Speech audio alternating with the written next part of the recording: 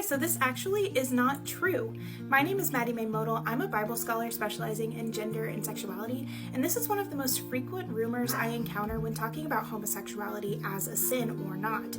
Most people believe that it's a common belief among scholars that homosexuality is a sin. But that's just not the case. Most Bible scholars I know who've been trained at institutions not affiliated with a certain conservative denomination acknowledge the fact that homosexuality is not a sin. And the word homosexuality wasn't even added into the Bible until 1946. Follow me for more tips. So Maddie Mae Modal claims she's a Bible scholar specializing in gender and sexuality, and that most scholars agree that homosexuality is not a sin. Let's dismantle this in just a couple of minutes here. So first, most Bible scholars I know is not evidence. That's called selection bias. If you surround yourself with progressive academics from institutions already committed to LGBT affirmation, you're going to hear the same conclusion on repeat. Real scholarship tests the text, not reinterprets it to match cultural trends. And yeah, the English word homosexuality was not in the Bible before the 20th century because the word didn't exist, but the concept was.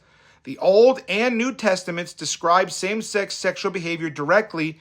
In Leviticus 18:22, it says, "You shall not lie with a male as with a woman. It's an abomination." The Hebrew word to'avah means moral abomination, not ritual.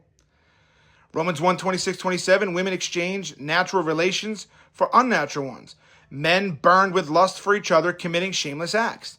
1 Corinthians 6:9, the Greek arsenokoitai.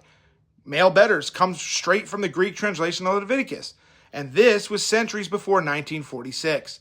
The RSV translation in 1946 did not invent the doctrine.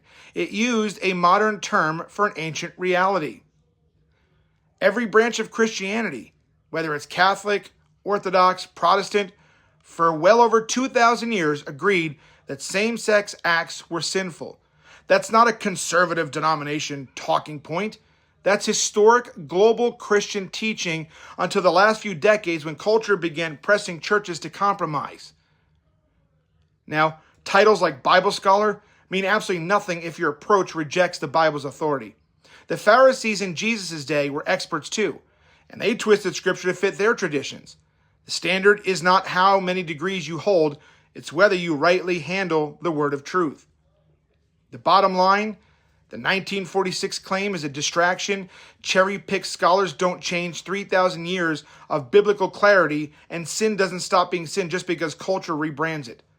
The Bible condemns homosexual acts in every era, every language, and every translation, period.